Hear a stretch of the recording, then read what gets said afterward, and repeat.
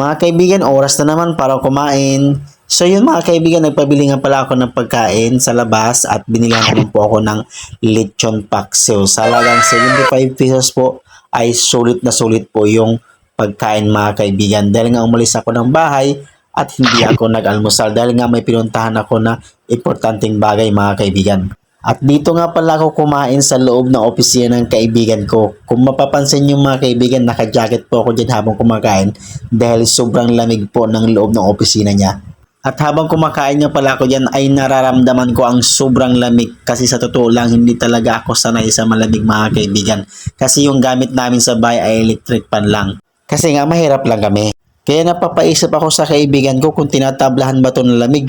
Feel ko nakapull yung aircon niya mga kaibigan.